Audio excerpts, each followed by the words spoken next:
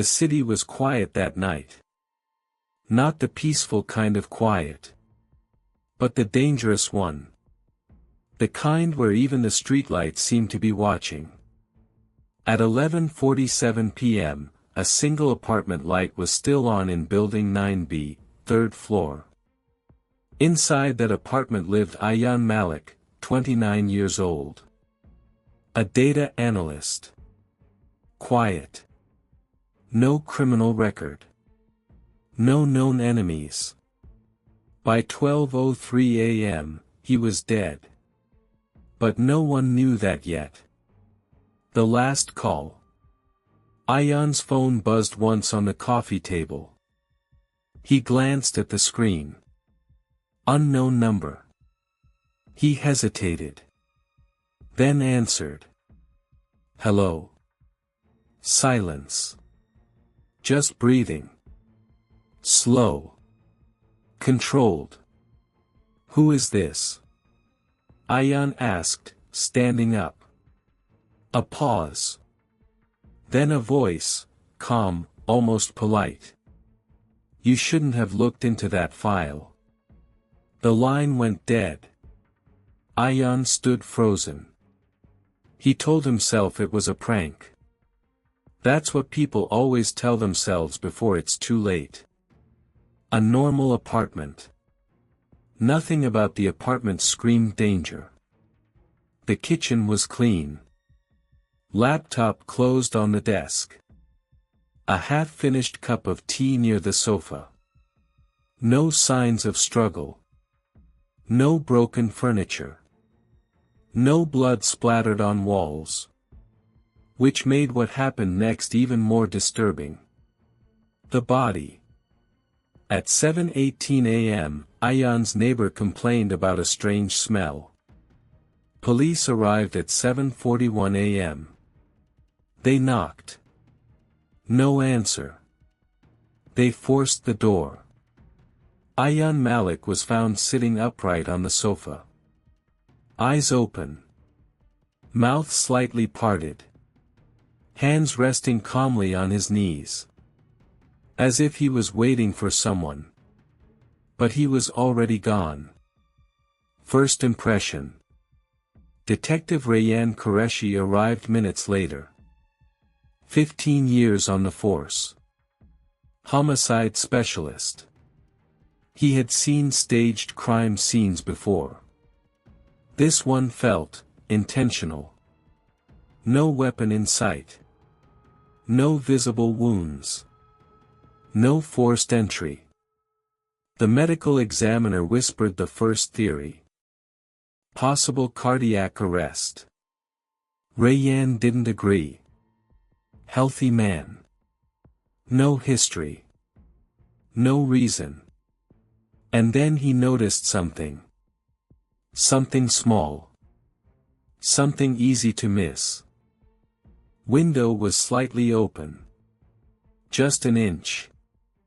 Not enough for a person to enter. But enough for cold air to slip inside. Rayyan frowned. It was winter. People didn't leave windows open at night. Especially not after a threatening call. But still, it wasn't proof. Not yet.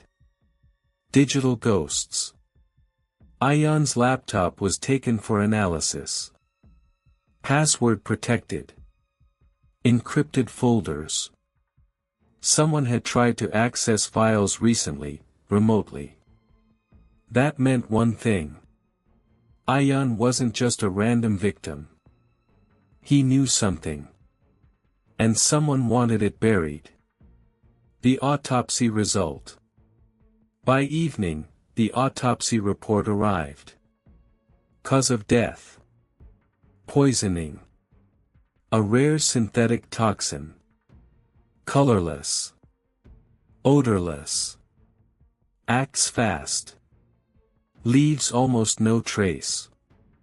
Used by professionals. The case was no longer quiet. It was dangerous.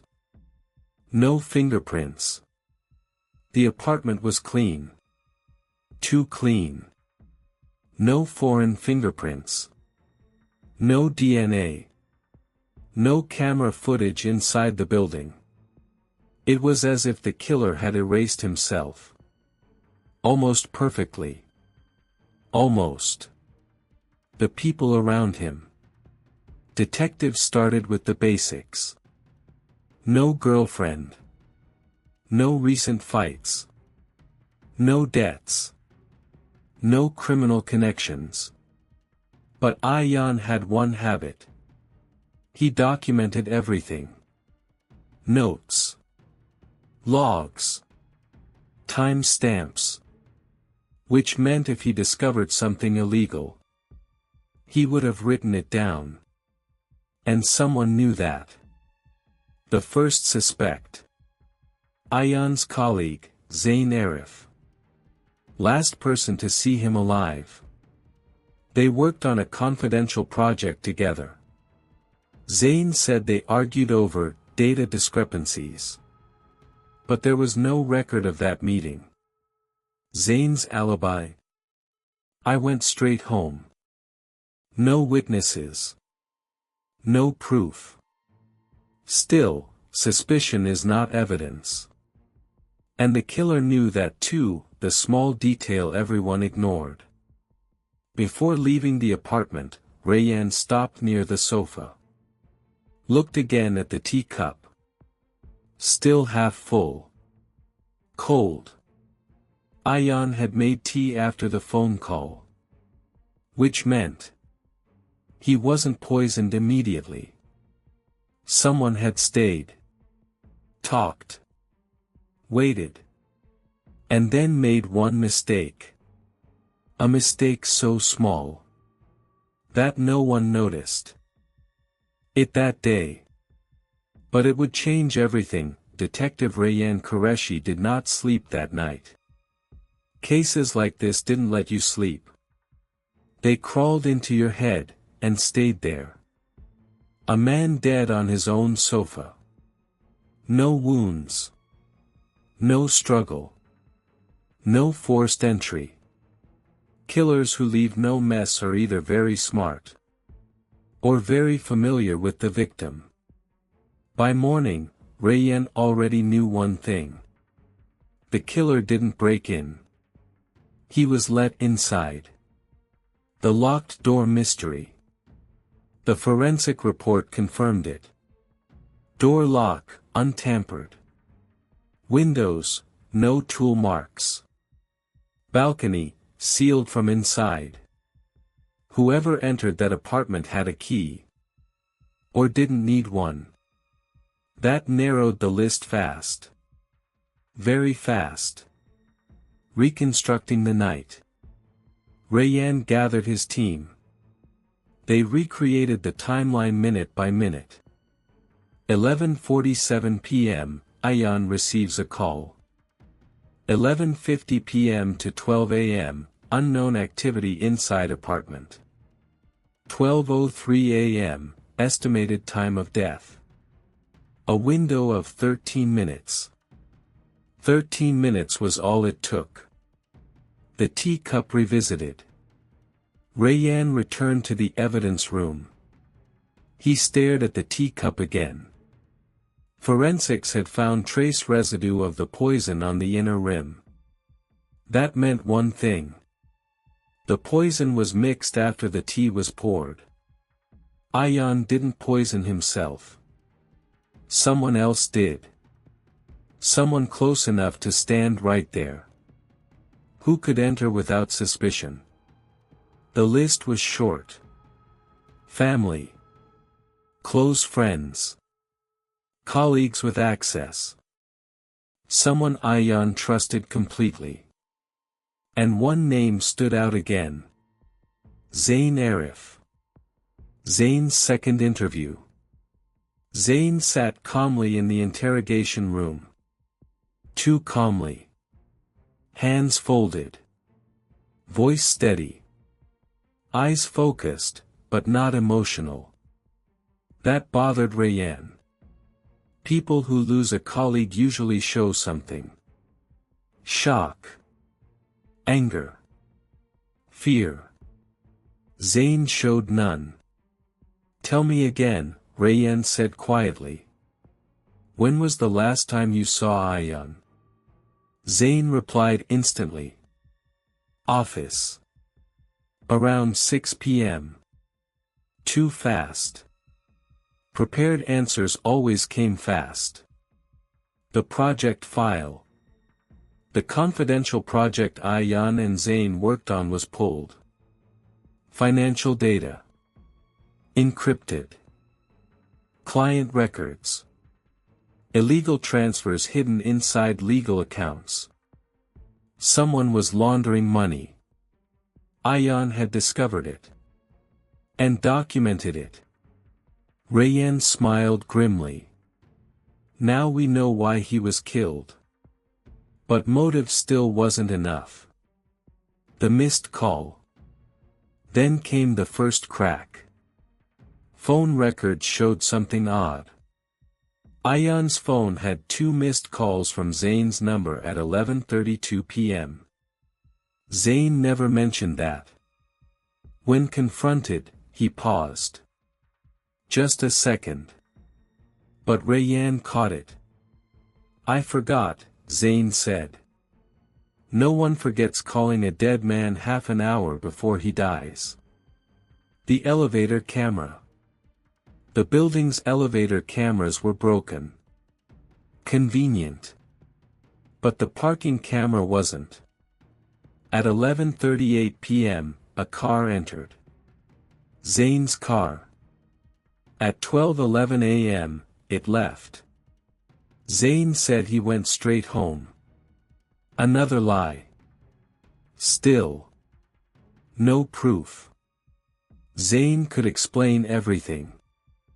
"I stopped by to talk. We argued. I left. No witness. No weapon. No poison on him." Rayan needed something stronger. Something the killer didn't plan for. The autopsy detail everyone missed. The medical examiner called Rayan back. There was something strange. Ayan's stomach contents showed water, not tea. But the cup was half full. Meaning, he never drank it. He must have realized something was wrong. And that realization cost him his life. The one thing that didn't belong. Back at the apartment, Rayan noticed it again. A tiny thing. Almost invisible. A faint smudge on the glass table. Not a fingerprint. Not a stain. Just a slightly different texture. Forensics analyzed it. The result made Rayan's heart race. It was latex residue. From gloves. The killer wore gloves. Professional. But gloves don't hide everything, the fatal oversight. Latex gloves leave microscopic traces when they brush against moisture. Tea steam. Condensation. And there was moisture on that table. Which meant the killer stood there after the tea was poured. And touched the table. With gloves. Only one person admitted being there at that exact time. Zane. Killers don't get caught because they're stupid. They get caught because they're human. And humans repeat themselves. Detective Rayan Qureshi believed this more than anything else. You could clean a crime scene. You could erase digital footprints. But you could never fully erase a habit. Zain Arif had one. And he didn't even know it. The smudge re-examined. The latex residue on the glass table wasn't enough on its own. In court, it would be torn apart. Rayan needed context. So he asked for something unusual. Bring me Zane's office desk. The team looked confused. But they did it. Office clues. Zane's workspace was minimal. Too minimal. Laptop. Notebook. Coffee mug. And then Rayanne saw it. A glass paperweight. Cleaned daily. But the way it was cleaned. Only on the top.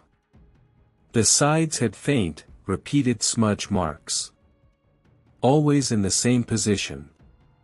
Same angle. Same pressure. A subconscious move. Forensic analysis confirmed it. The smudges matched the same latex residue pattern found on Ayan's glass table. Meaning, Zane touched glass surfaces the same way. Every time. With the same fingers. People don't realize how predictable they are.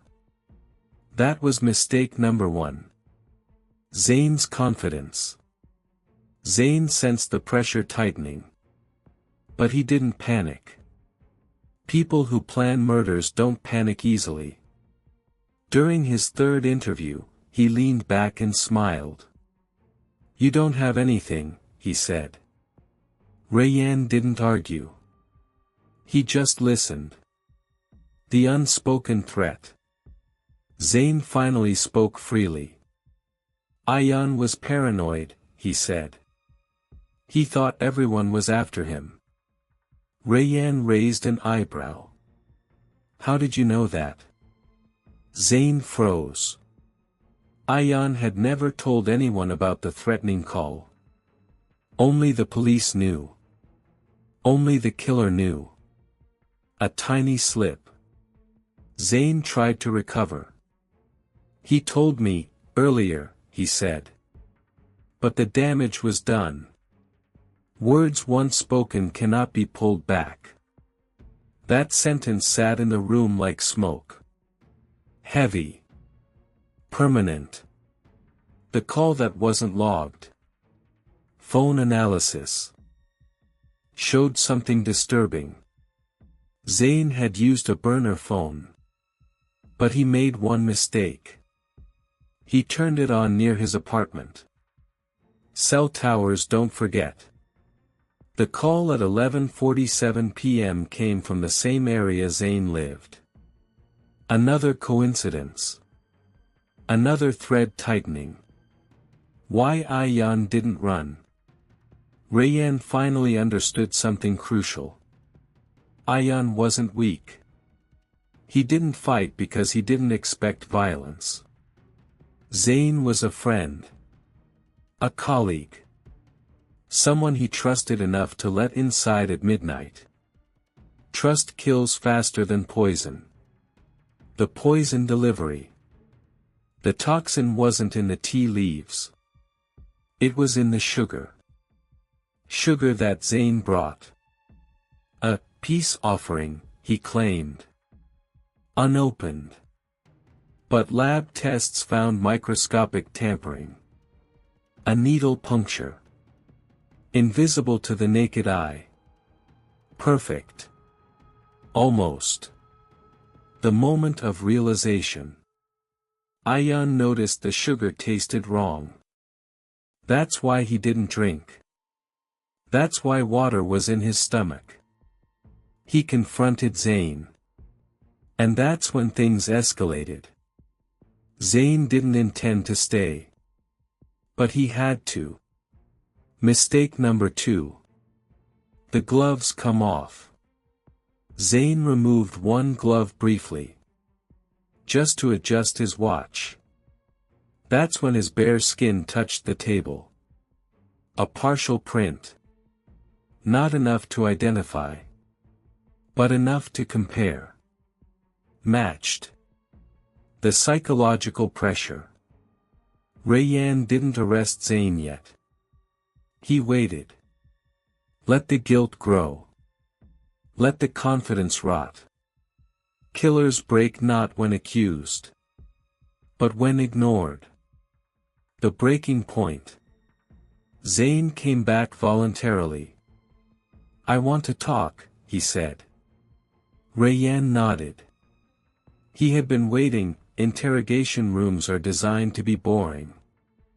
White walls. One table. Two chairs.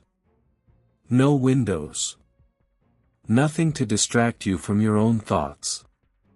Zayn Arif walked into that room believing he was still in control. That belief would not survive the hour. A different approach. Detective Rayyan Qureshi didn't start with accusations. No raised voice. No threats. He poured 2 cups of water. Placed one in front of Zayn. And waited. Silence is uncomfortable.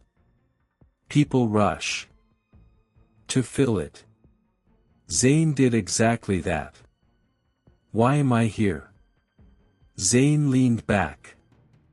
If you're going to arrest me, do it, he said. Otherwise, I have work. Rayyan nodded calmly. You're not under arrest. Zayn blinked. That wasn't what he expected. The first trap, control. Rayyan slid a file across the table. Not evidence. Just photos. Photos of Ayan's apartment. The sofa. The teacup. The glass table. Zayn's jaw tightened, just a little. People who've never been to a place don't react like that. The second trap, memory. Rayyan pointed at the teacup. You said you left before midnight, he said. Zayn nodded. Rayyan smiled softly. Then how do you know he made tea after you arrived? Zayn opened his mouth. Closed it. Then spoke too fast. He always drank tea at night. Too general. Too defensive.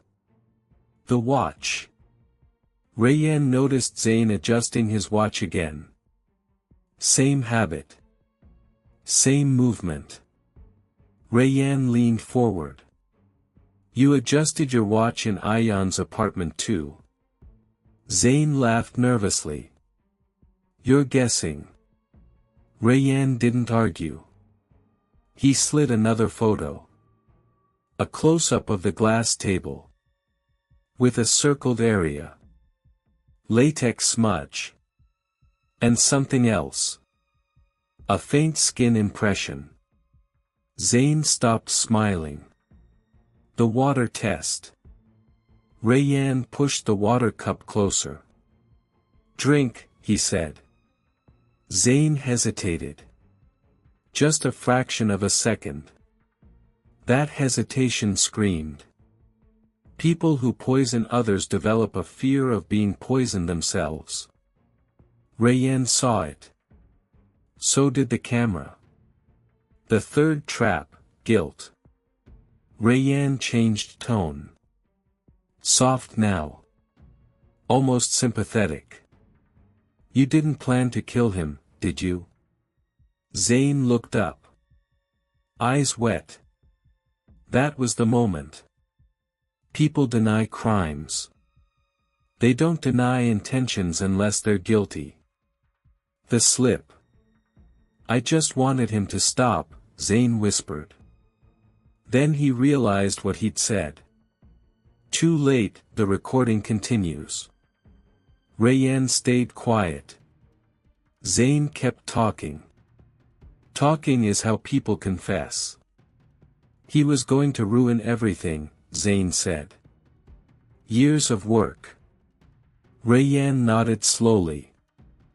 To fill it. Zayn did exactly that. Why am I here? Zayn leaned back.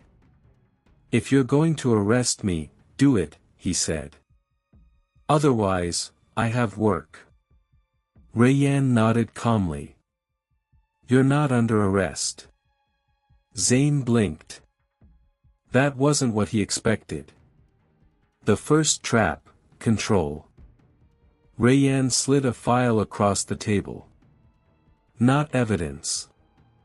Just photos.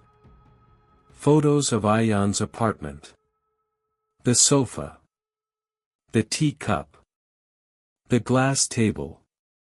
Zane's jaw tightened, just a little. People who've never been to a place don't react like that. The second trap, memory. Rayyan pointed at the teacup. You said you left before midnight, he said. Zane nodded. Rayyan smiled softly. Then how do you know he made tea after you arrived? Zane opened his mouth. Closed it. Then spoke too fast. He always drank tea at night. Too general. Too defensive. The watch. Rayyan noticed Zane adjusting his watch again. Same habit. Same movement. Rayyan leaned forward. You adjusted your watch in Ayan's apartment too. Zane laughed nervously. You're guessing. Rayyan didn't argue. He slid another photo. A close-up of the glass table. With a circled area. Latex smudge. And something else. A faint skin impression. Zane stopped smiling. The water test. Rayyan pushed the water cup closer. Drink, he said. Zane hesitated. Just a fraction of a second. That hesitation screamed. People who poison others develop a fear of being poisoned themselves. Rayyan saw it. So did the camera. The third trap, guilt. Rayyan changed tone. Soft now. Almost sympathetic. You didn't plan to kill him, did you? Zane looked up. Eyes wet. That was the moment. People deny crimes. They don't deny intentions unless they're guilty. The slip. I just wanted him to stop, Zane whispered. Then he realized what he'd said. Too late, the recording continues. Rayyan stayed quiet. Zane kept talking. Talking is how people confess. He was going to ruin everything, Zane said. Years of work. Rayyan nodded slowly. You brought sugar. Zane froze. You didn't bring tea, Rayyan continued. You brought sugar. Zane closed his eyes. The final proof. Rayyan placed the burner phone on the table. Recovered from Zane's apartment trash. Same model used to make the threatening call. Zane's shoulders collapsed. That's what surrender looks like. The confession. I didn't mean to kill him, Zane said. But once he tasted it, I panicked. The poison worked faster than Zane expected. Professional poison. Amateur control. Arrest. At 3:42 a.m., Zane Arif was formally arrested for the murder of Ayan Malik. As officers led him away, he looked back at Rayyan. It was one mistake, Zane said. Rayyan nodded. Yes, he replied. Yours. The courtroom was colder than the interrogation room. Not in temperature. In intent. Every word spoken there would decide whether Ayan Malik's death was justice. Or just another unsolved statistic. Zane Arif entered wearing a clean suit. No handcuffs. No panic. Only quiet calculation. Killers don't always look guilty. Sometimes they look prepared. The defense strategy. Zane's lawyer was the best money could buy. Sharp. Controlled. Relentless. Her plan was simple. Destroy the evidence piece by piece. No blood. No eyewitness. No murder weapon. Just interpretations. Attacking the poison theory. The prosecution wants you to believe, she said, that a highly intelligent professional committed the perfect crime. And then left imaginary traces. She smiled. Latex residue is not a fingerprint. The jury nodded. Reasonable doubt was doing its job. The teacup argument. She held up a photo of the teacup. Poison in tea. Or contamination during investigation. Silence. Doubt crept in. That's how trials are lost. Rayanne takes the stand. Detective Rayanne Qureshi walked to the witness box calmly. No notes. No hesitation. Experience was his shield. The defense began gently. You assumed the killer was someone I untrusted? Yes. Assumed, she repeated. Rayanne didn't flinch. Based on facts. The small mistake reframed. Rayanne explained the latex residue. The consistent smudge pattern. The office desk. The glass table. Habits. Patterns. You don't hide habits, Rayanne said. They expose you. The jury leaned forward. The burner phone. Defense attacked again. No fingerprints. Rayanne nodded. True. But cell towers record presence, not intention.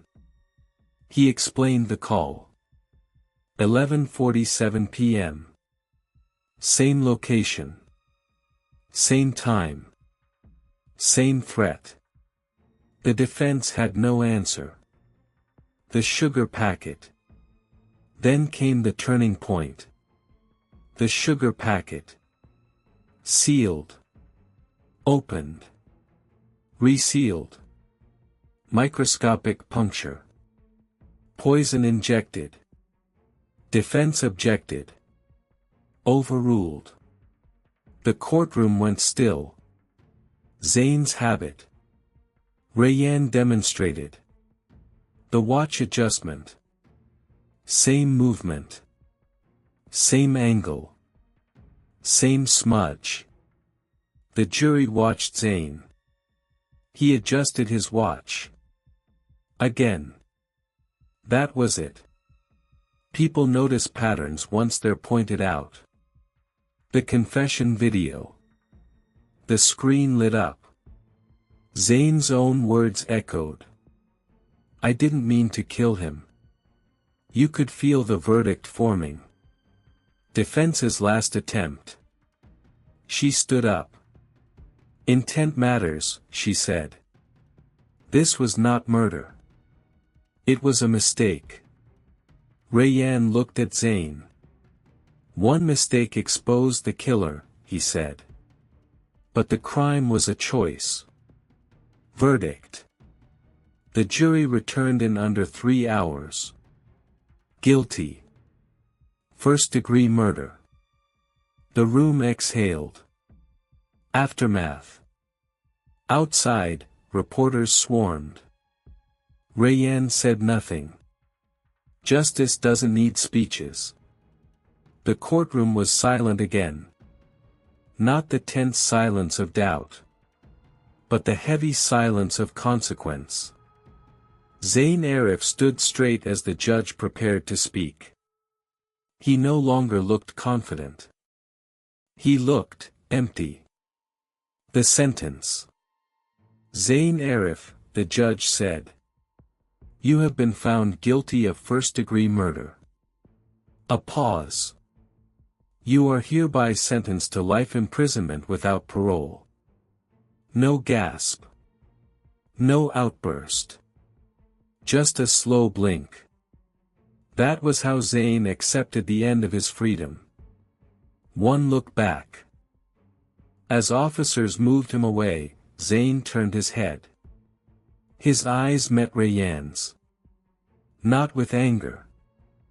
With regret. And something else. Relief. People who carry secrets sometimes feel lighter when they're finally exposed. The file Ayaan died for. The case should have ended there.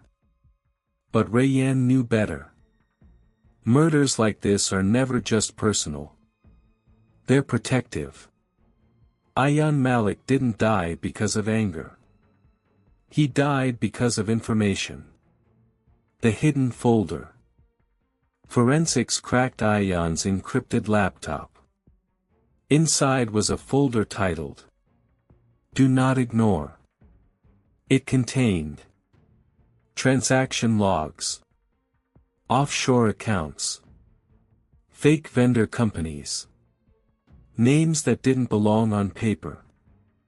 This wasn't just money laundering. It was systematic fraud. Millions. Possibly billions. Zane wasn't alone. Zane was a piece. Not the whole machine. The files showed multiple approvals. Multiple signatures. A chain. And chains don't exist without power above them. The quiet arrests. Within weeks. A senior financial executive disappeared from public view. 2 shell companies were dissolved overnight.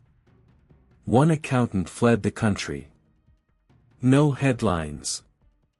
Big crimes rarely announce themselves. Ayaan's final act. Rayanne read Ayaan's last log entry. "If something happens to me." The mistake they made was assuming. "I would keep this only on one device." Backups existed. Multiple. Timed releases. Ayaan had planned for his own silence. Justice beyond the grave. Those files were handed to federal investigators. Raids followed. Charges followed. Careers collapsed. Families asked questions no one wanted to answer. All because one man refused to look away. Rayanne's reflection. Late one night, Rayanne sat alone in his office. He stared at the caseboard. Photos. Strings. Notes. One small mistake. That's all it takes. Not just to expose a killer, but to expose a system. Zane's first night inside. In prison, Zane lay awake. No phone. No watch. No glass tables. No control. He replayed the moment in his head. The watch. The glove. The smudge. Such a small thing. Such a permanent price. The city moves on. The city didn't mourn long. It never does. Another case. Another file closed. But Rayanne knew something had changed. People were watching more closely now. That mattered. Prison has a way of stripping people down. No suits.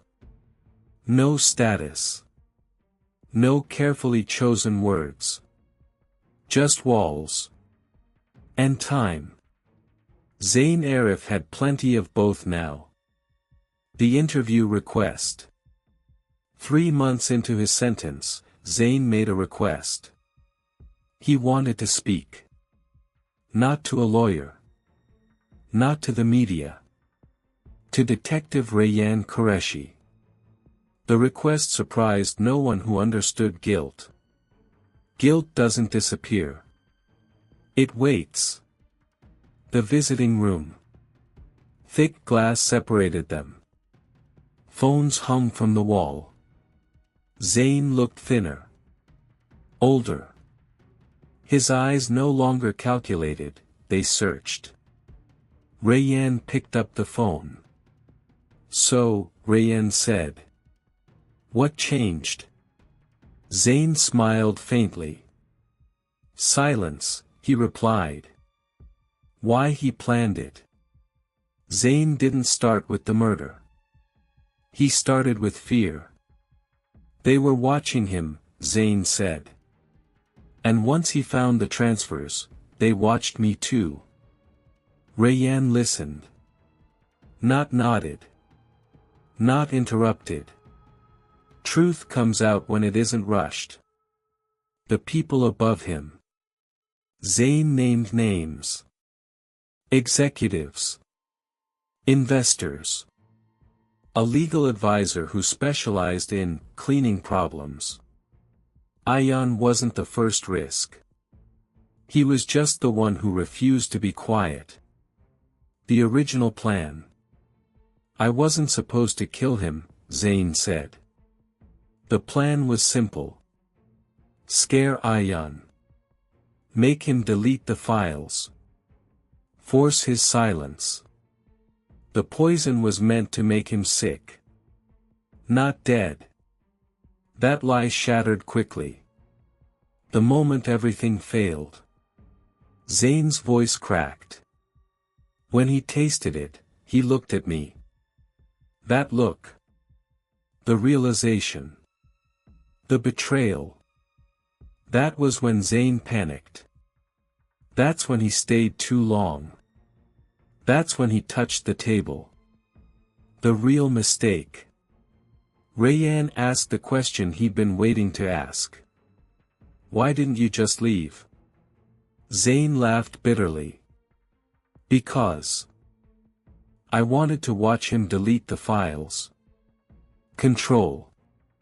That was the real motive. Control exposes people faster than anger. Regret or relief? Do you regret killing him?" Rayanne asked. Zane paused. "I regret thinking I could control everything. That was the closest thing to truth he had." The confession addendum. Zane signed a statement. Not for appeal. For exposure. He knew his sentence wouldn't change. But others might. That mattered now. The aftershock. Federal agents reopened files. Names Zane mentioned matched Ayan's records. The case grew. Wider. Deeper. This wasn't just one murder. It was a network. Rayanne leaves. As Rayanne stood to leave, Zane spoke again. "It was a small mistake." Rayanne turned. "No," he said. "It was a human one. Some crimes are quiet. They hide behind paperwork. Signatures. Approvals. They don't look like violence. Until someone dies." Ayan Malik's death didn't just expose a killer. It cracked a system that believed it was invisible. The domino effect. Zane's signed confession didn't stay in a file. It moved. From local law enforcement. To federal investigators.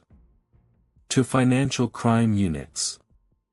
Once the first arrest happened, others followed. Quickly. Raids at dawn. At 6 a.m., doors were kicked in. Not apartments. Offices. Glass buildings with logos worth millions. Executives who once controlled markets now stood in handcuffs. No press releases. Just sealed indictments. The network revealed. The investigation uncovered. Fake consulting firms. Offshore shell accounts. Bribed auditors. Manipulated software systems. Money flowed like blood through veins. Clean on the surface. Toxic underneath. Ayan's digital trap. Ayan hadn't just documented. He had automated. His data was programmed to release itself if his systems went offline. After his death, they did. Files sent themselves. Emails unlocked. Backups surfaced. Ayan had built a dead man's switch. Panic at the top. Executives scrambled. Accounts were frozen. Phones went silent. Lawyers stopped answering calls. Power only works when people believe in it. That belief was gone. The trial no one wanted. Some pleaded guilty quietly.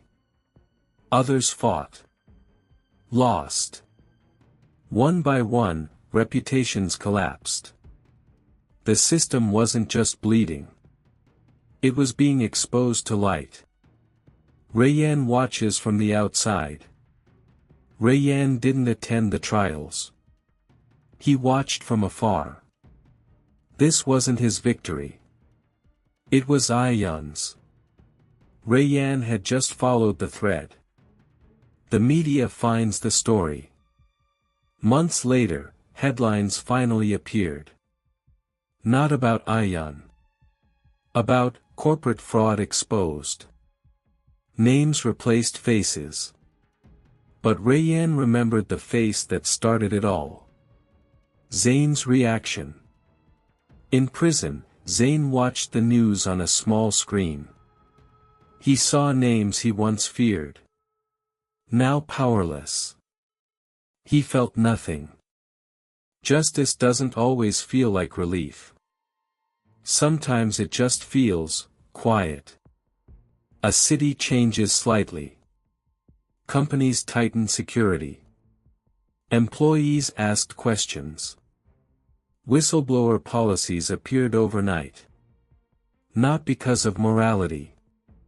Because of fear. Fear is still a form of progress. Ayan's name, once. A small article mentioned him. Just one paragraph. Data analyst whose death triggered investigation. That was enough. The case was officially closed. Files stamped. Evidence archived. Verdicts recorded. But Detective Rayyan Qureshi knew something most people didn't. Some cases don't end. They just stop making noise. The quiet after the storm. 6 months had passed. No phone calls at night. No emergency briefings. No crime scene tape. Rayyan sat alone in his office, staring at a wall that used to be full. Photos removed. Notes taken down. Strings cut. The emptiness felt louder than chaos ever did. The question that wouldn't leave. Rayyan replayed it again. That moment. The teacup. The sugar. The hesitation. He had caught the killer. He had exposed the system. So why did it still feel unfinished? A visit to the apartment. Without telling anyone. Rayyan drove back to Building 9B. 3rd floor. Ayan Malik's apartment was empty now. New tenants refused the place. They said it felt wrong. Rayyan understood. The same sofa. The sofa was gone. But Rayyan remembered exactly where it stood. He closed his eyes. Saw Ayan sitting there. Trusting. Alive. Survivor's guilt. Rayyan didn't like the word. But it fit. Why Ayan? Why not someone else? Why did truth always demand blood first? The file that stayed open. There was one document Rayanne never archived. Ayan's final note. If they come for me, it means I was right. Rayanne read it every week. Zane's letter. One morning, Rayanne received an envelope. Prison stamp. Zane. He hadn't expected another word. The letter was short. No excuses. No apologies. Just one line. I thought intelligence made me untouchable. It only made my mistakes more expensive. Rayanne folded the letter. Some people learn too late. The human cost. Ayan's parents never appeared in court again. They didn't watch the trials. They didn't celebrate convictions. They visited a grave. Justice doesn't replace people. It only explains their absence. Rayanne's breaking point. One night, Rayanne snapped at a junior officer. A small mistake. Paperwork. Nothing serious. But Rayanne's anger surprised even him. He realized something frightening. He was tired. Not physically. Morally. The confession he never gave. Rayanne had never told anyone this. He almost missed the smudge. If he had walked out of the apartment 10 seconds earlier, Zane Arif would be free. The system would still be running. Ayan would still be dead. And no one would know why. Luck versus justice. Rayanne hated admitting it. But luck played a role. Justice likes to pretend it doesn't need luck. It does. That realization haunted him. The city's memory. The city moved on. Another crime replaced another headline. That's how cities survive. But Rayanne wondered. If memory fades, does justice fade? With it? A conversation with a rookie. A young detective asked Rayanne one day. How do you know when a case is done? Rayanne answered honestly. When it stops asking you questions. This one never did. The last visit. Rayanne visited Ayan's grave once. No badge. No gun. Just silence. He placed the letter from Zane there. Let the dead have the final word. Acceptance. Rayanne finally understood. Justice isn't about closure. It's about interruption. Stopping harm mid-motion. Breaking the chain. That's enough. It has to be. The case file was closed. But the story wasn't. Because the truth is, mistakes are only called small when we survive them. Ayan Malik didn't. The last morning. Rayanne woke before sunrise. No alarm. Just instinct. The city outside his window was already moving, people rushing to jobs, coffee shops opening, traffic beginning to hum. Life continuing. As if nothing had happened.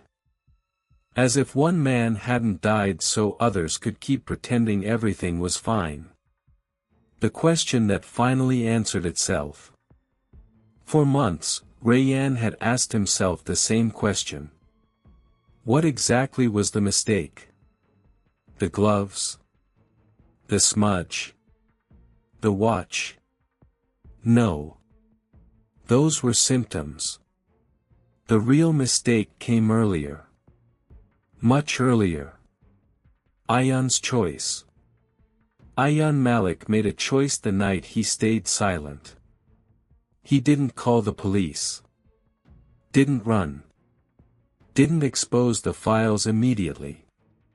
He believed reason would win. That truth could be negotiated.